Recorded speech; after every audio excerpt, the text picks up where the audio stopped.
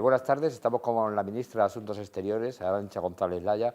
Gracias por recibir a público en esta entrevista, que quería empezar preguntándole fundamentalmente por el tema de más actualidad. ¿Qué es lo que está pasando actualmente con los fondos europeos? El viernes hubo una reunión que no tuvo un resultado positivo. Queríamos saber en concreto si eso es un mal presagio o en qué situación están ahora mismo los fondos europeos. Bueno, una negociación europea siempre lleva su tiempo. Yo no hablaría de fracaso el viernes pasado, lo que hablaría es de una etapa. Una negociación entre 27 países necesita pasar por distintas etapas, necesita ir consolidando primero la arquitectura, después se empiezan a discutir los detalles y después siempre hay un momento clave en esta negociación en el que los países deciden que se van a avanzar, que no hay marcha atrás, y entonces se pone la gasolina para el último kilómetro, digamos, de esta carrera. Esperamos que esta negociación pueda concluirse lo antes posible. Nosotros desearíamos que fuera en el mes de julio para que el Fondo de Recuperación esté operacional lo antes posible, porque de lo que se trata es de reactivar la economía. España está pidiendo que sean los fondos europeos unas transferencias no retornables. ¿Hasta qué punto está dispuesto a ceder España? ¿Cuál va a ser el reparto concreto de ese dinero que van a llegar? Bueno, yo no escucho a ningún país rechazar la arquitectura que ha propuesto la Comisión Europea, que es un fondo de recuperación construido sobre el presupuesto comunitario, que vaya a los países más afectados, que tenga una parte de transferencias y una parte de créditos y que sirva para financiar las prioridades comunitarias. No oigo a nadie cuestionar esa arquitectura. Lo que sí oigo a varios, no muchos, algunos países, es cuestionar cuánto de transferencias, cuánto de créditos, cuánto para cada país, y es ahí donde tenemos ahora que afinar la negociación. Evidentemente nosotros no vamos a mostrar las cartas antes de tiempo, vamos a seguir tejiendo de manera discreta este consenso, insisto, para que el fondo esté operativo lo antes posible. España necesita ese dinero, ¿no? Es un dinero imprescindible para España. ¿Y cuándo calculáis? ¿Son 140.000 millones los que van a llegar a España aproximadamente? Bueno, 140.000 es la propuesta de la Comisión Europea. No es que España necesite este fondo, es que la economía europea necesita este fondo. El mercado único europeo necesita de este fondo. Lo que está en juego ahora no es simplemente la situación económica en uno, en dos o en tres países. Lo que está en juego es que pueda salir de esta recesión la economía europea utilizando como palanca el mercado único europeo. De eso se trata con este fondo de recuperación. ¿Y a España le urgen esos fondos? ¿Pueden seguir manteniendo ERTEs, pueden seguir manteniendo estas políticas sociales que están haciendo sin esos fondos europeos? Al mercado europeo, a la economía europea, le urgen este fondo de recuperación. Y le urge porque cuanto más tarde este fondo de recuperación, más va a durar la recesión y mayor será el dolor para nuestras economías y el dolor para nuestras empresas y el dolor para nuestros trabajadores. Por eso cualquier dirigente responsable hoy quisiera avanzar rápido para reducir la recesión y para poner los medios para que la economía europea rebote lo antes posible. ¿De qué parte, ministra, estaríamos hablando cuando menciona las transferencias y los créditos, por otra parte? ¿Cuánto y cuánto podemos asumir? Es decir, ¿qué están pidiendo concretamente? Bueno, nosotros no discutimos públicamente cuánto, tampoco solemos discutir en privado de cuánto. Nosotros ponemos una serie de parámetros en la mesa que nos parece son los que tienen que guiar esta negociación, y ya hemos dicho que nos parece que tiene que haber un volumen grande de transferencias, porque uno de los problemas a los que se enfrentan un grupo importante de países miembros de la Unión Europea es el endeudamiento excesivo como resultado de la crisis del COVID.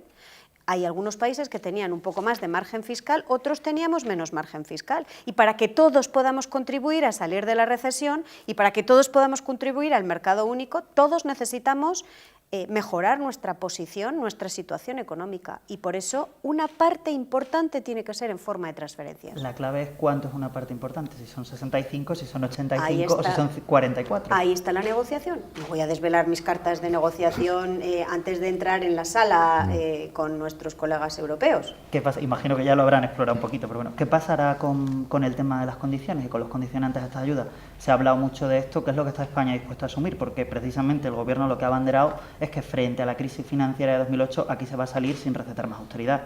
Pero claro, al final las ayudas llegan con una serie de condiciones. ¿Qué estamos dispuestos a asumir? Vamos, yo creo que tenemos que entender qué significa condiciones. Yo no conozco ningún sitio del mundo donde a uno le den dinero sin pedirle algo a cambio. Claro. Bueno, pues aquí igual. ¿Qué nos piden a cambio? Uno, nos piden a cambio que la parte, el grueso del fondo vaya a los países más afectados por el COVID.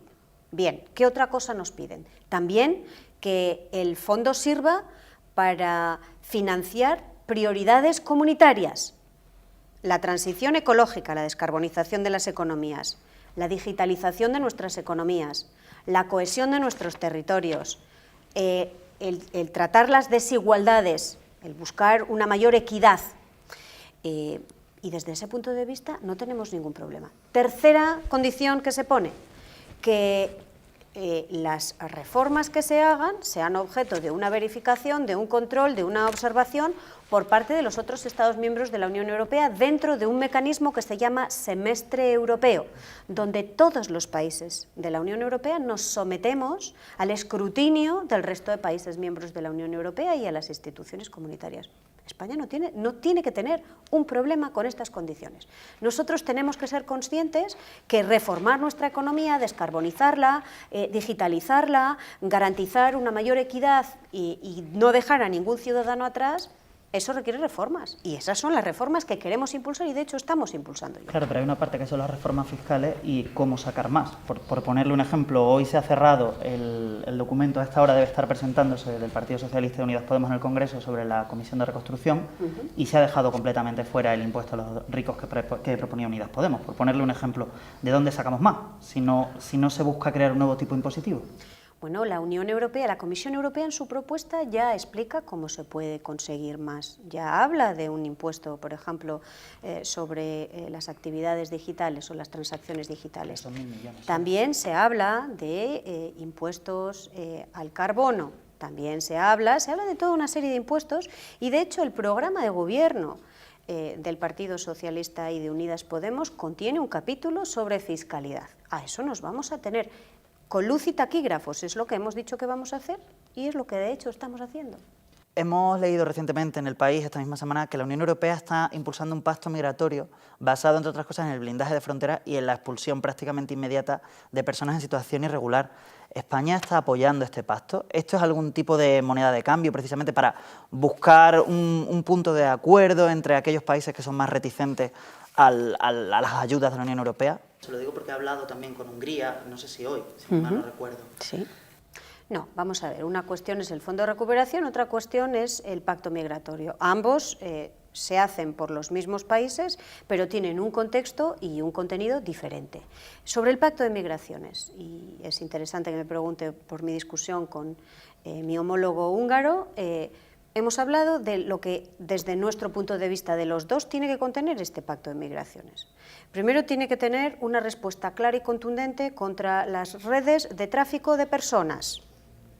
Segundo, tiene que tener un contenido de mejora de las economías de los países de origen de los migrantes. Muchos de ellos migran porque sus economías no son capaces de generar empleos de calidad y puede que la cooperación al desarrollo, la cooperación público-privada europea con esos países pueda ayudar a mejorar las economías de esos países.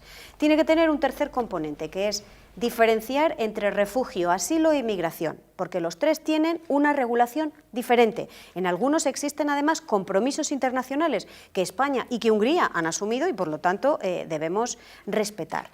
Tiene que tener también un componente de emigración legal, buscar canales de emigración legal. Países de origen. Países de origen, donde se discuta qué perfiles se necesitan y cómo se puede hacer para que se integren a esos emigrantes en nuestro mercado laboral. Y luego tiene que tener, finalmente, un componente de lucha contra o de respuesta a la emigración que es irregular. Y es ahí donde hay una diferencia dentro de los Estados miembros de la Unión Europea. ¿Qué hacer? Nosotros somos bastante claros, tiene que ser un pacto justo y solidario. No puede ser que países que somos primera frontera, como España, nos hagamos responsables de proteger las fronteras exteriores de la Unión Europea para el resto de Estados miembros de la Unión Europea, lo tendremos que hacer de una manera justa, como nosotros queremos hacerlo, humana, pero también solidaria. Ministra, como todos los años, tristemente lo previsible es que la frontera de España, en este caso el Mediterráneo, se convierta nuevamente en una fosa común. Es algo que viene repitiéndose año tras año, que vemos como personas que llegan jugándose la vida en unas embarcaciones absolutamente defectuosas, acaban falleciendo aquí. ¿Qué se ha hecho desde que usted ha llegado a este cargo precisamente para evitar esto? ¿Hay alguna opción de que este año no se convierta en otro similar en cuanto al número de cifras de miles de muertos ahogados en el Mediterráneo? Bueno, la parte del Mediterráneo que a nosotros nos compete, la que está más cercana a España, en realidad nosotros hemos hecho grandes avances porque hemos desarrollado una cooperación con nuestros vecinos, con Túnez, con Argelia, con Marruecos, con Mauritania, con quienes trabajamos de manera responsable, corresponsable, precisamente para asegurarnos, para reducir el espacio para la emigración irregular, y lo hacemos colaborando y trabajando juntos, como debe de ser, y por eso, y eso es visto por otros países miembros de la Unión Europea como un modelo a seguir. Insisto, no buscando ser corresponsables, porque en realidad la gestión de los flujos migratorios tiene que haber un gran elemento de corresponsabilidad, y no sirve solamente con buscar blindar las fronteras, sino que hay que buscar trabajar también con nuestros vecinos para que anticipemos cuáles pueden ser los problemas y los tratemos en el origen. Volviendo al tema de las ayudas económicas, la actitud del PP está sorprendiendo en Europa, no se corresponde con otros partidos de la oposición. ¿Cómo se entiende esa posición en Europa? Y luego desde el Gobierno se está intentando un acercamiento o interlocutar con el Partido Popular para conseguir un cambio de actitud. Bueno, nosotros impulsamos el que la negociación con Europa sea una negociación de Estado, donde todas las fuerzas políticas rememos en la misma dirección. Evidentemente, un negociador nacional, en mi caso me siento mucho más fuerte cuando tengo todos los partidos políticos españoles detrás, cuando todos entendemos que estamos luchando por lo mismo, que es un fondo de recuperación que ayude a nuestra economía a relanzarse.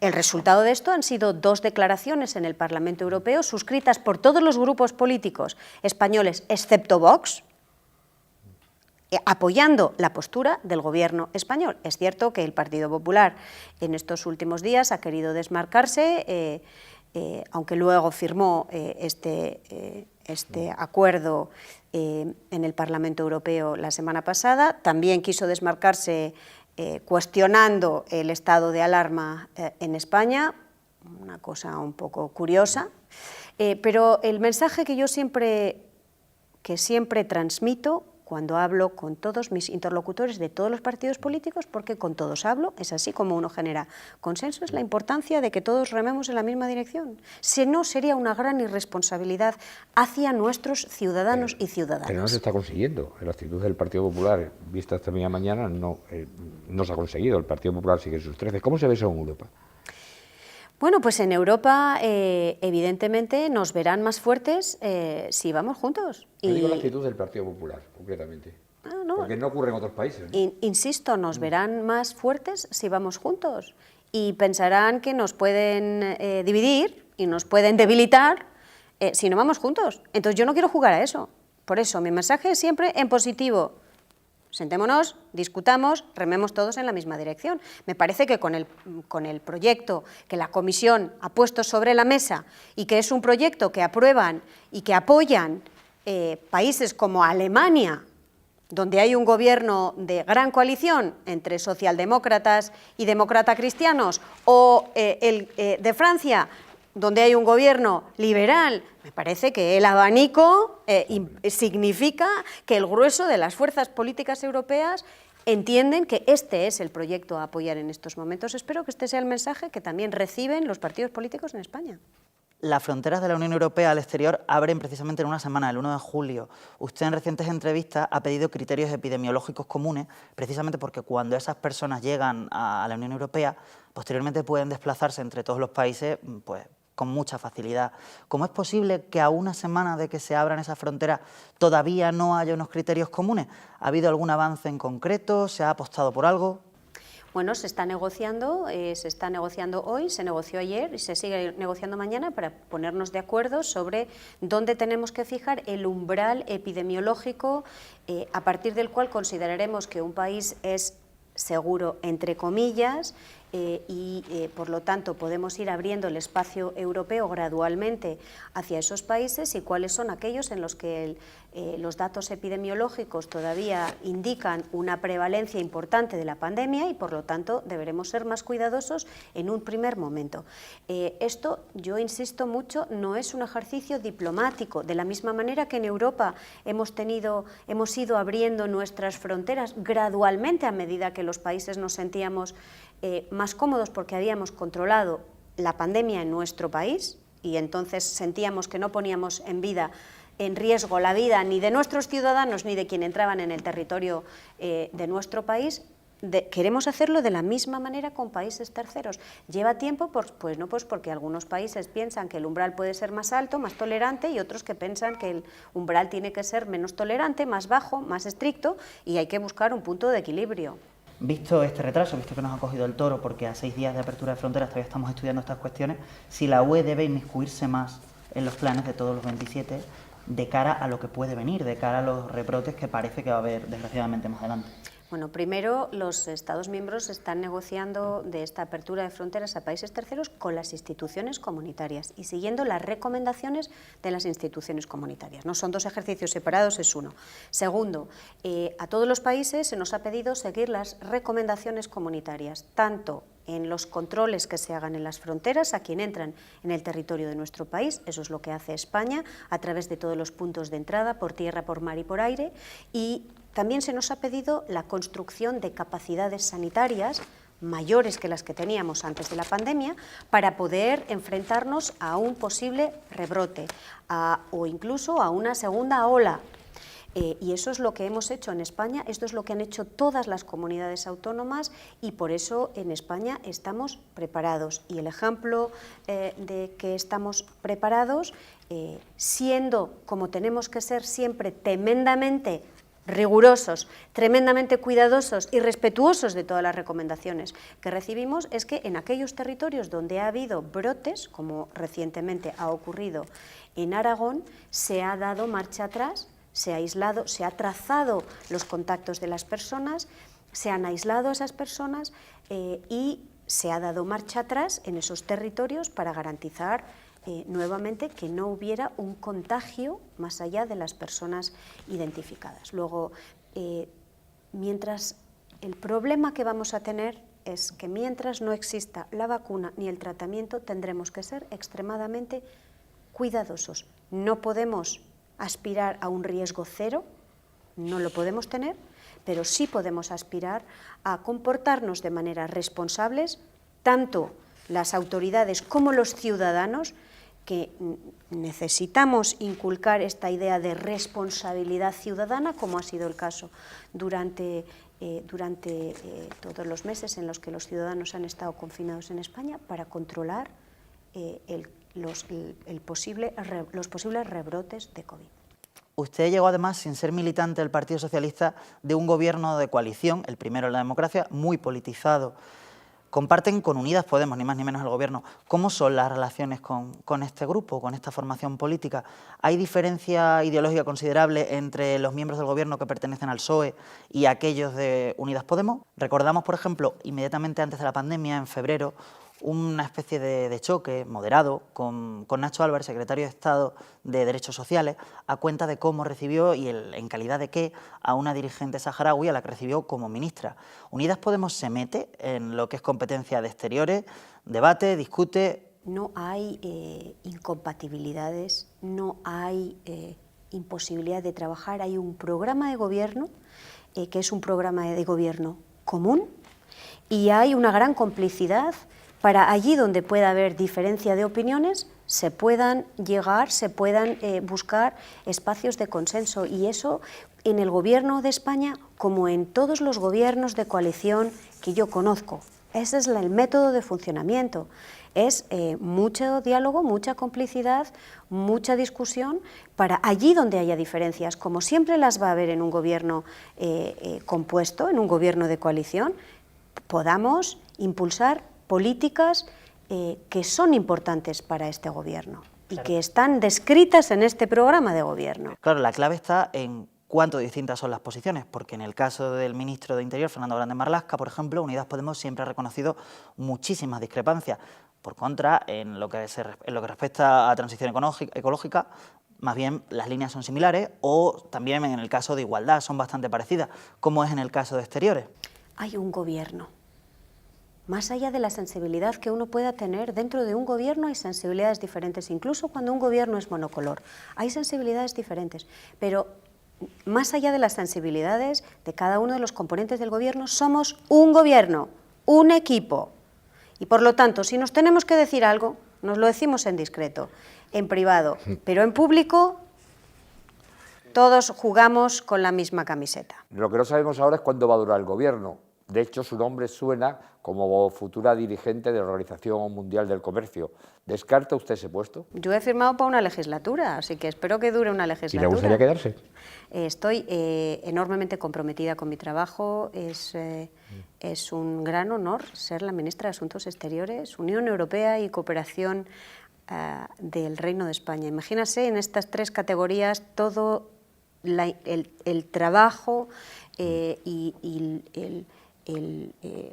la enorme responsabilidad que supone en estos momentos tan especiales de nuestra historia. En su trayectoria política hay un perfil muy claro de lucha en favor de la igualdad de género. ¿Cree que el Gobierno debe tomar medidas para tener en cuenta este factor de igualdad de género a la hora de afrontar la reconstrucción o la recuperación tras esta crisis? Sí, lo que tenemos que hacer es asegurarnos que esta dimensión de género está integrada en todas y cada una de las medidas que tomemos, en las medidas fiscales, en las medidas financieras, en las medidas educativas, en las medidas de brecha digital, en todas y cada una de ellas, porque en todas y cada una de ellas existen brechas, existen una discriminación hacia la mujer. Muchas veces esta discriminación no es voluntaria, es el resultado de unas estructuras económicas, de unas estructuras sociales, de unas estructuras culturales, muchas veces heredadas, pero que a veces, si no las cuestionamos, pueden perpetuar esa discriminación.